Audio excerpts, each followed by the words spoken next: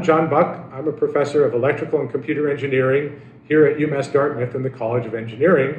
I'm going to talk today about some of the techniques I bring into my class to improve scaffolding and transparency with my students. I'm a huge fan of Sandra McGuire's books, Teach Your Students How to Learn. And so right from the first day of class, I bring in some of the slides she used when she presented here at UMass Dartmouth, talking about metacognition and Bloom's taxonomy of educational outcomes. And I walk through that with the students, explaining that this is part of what I use to design the class. I go through the different levels, starting at basic recall and working our way up through understand and apply, and then go on to the higher levels of, and analyze, synthesize, and evaluate. And I talk about what each of them might look like in a problem in that class. I think that helps them a lot to see what I'm thinking about when I design it. And I also talk to them about the fact this means that there will be problems that I don't expect everybody to solve every problem on every homework in the class. And in fact, it's important that they challenge themselves to grow stronger, to try all the problems, and then come to my office hours or go to the tutorials with the teaching assistant to get help on the ones they find challenging. I also use that as an opportunity to talk about the value of metacognition. That's another important goal in the class, is to teach the students to be more reflective and thoughtful problem solvers as much as it is to learn the technical tools that we discuss. And so I bring that to the front in the discussion of the class as well. Another point I make to them to drive this home is to link this to the growth mindset and the value of challenging yourselves when you want to get stronger. Particularly, I make an analogy to talk about if we designed the fitness center in the gym to only use weights that everybody could already lift, most people wouldn't get strong very fast. And another important element, though, of designing the class like this, and I tell them this from the first day, is that I set up the evaluations and the grading in the class so that you don't have to get every problem right on every homework or on every exam to pass the class. I, in fact, designed the grading in the class so that people who try all the problems and get many of them right will get a good grade like a B, and tell them why that's an important part of the class. Hi, I am Dr. Katie Kraft. I'm an associate professor in the Department of Crime and Justice Studies in the College of Arts and Sciences, and I'm going to talk a little bit about the way that I think about scaffolding for students, making learning transparent. And for me, one of the most important things is actually talking with students about the process of learning, thinking about the transparency and that relationship when I'm talking with students.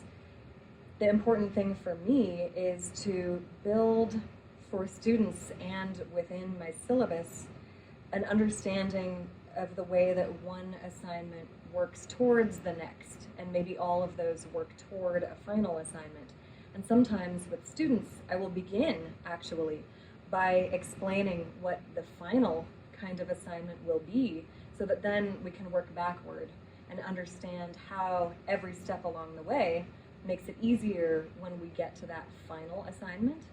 And I think talking in that very transparent way and explaining to students also my process as a learner, not just as a teacher, can really illuminate how learning doesn't have to be so scary, right? Learning doesn't have to be the kind of experience where you get this really heavy test at the end of a semester, but where learning is something that's manageable, where there are these kind of bite-sized pieces that you can just pick up along the way, so that by the time you get to the end, in an ideal world, you have sort of painlessly learned a lot of really valuable information, but without feeling adrift, without feeling like that experience of learning and of producing something is a negative kind of challenge. It becomes a positive kind of challenge.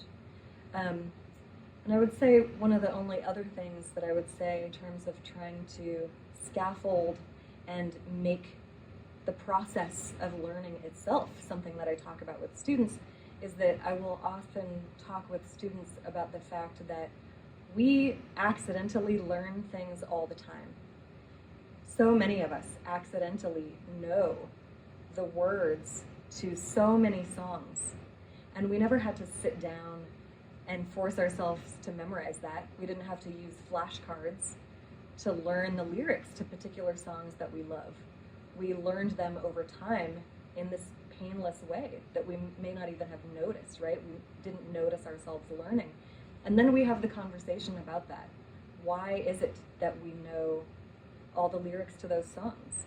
And we talk about the environment within which we accidentally learn those lyrics, and why personally we just naturally absorb this information, the lyrics to a song, what types of emotions it's tapping into, what types of experiences it's evoking. And I think that also makes transparent that process of learning. And so, yeah, generally my approach is really just to talk about everything openly, talk about the process of learning transparently and clearly, and support everyone in developing that process for themselves.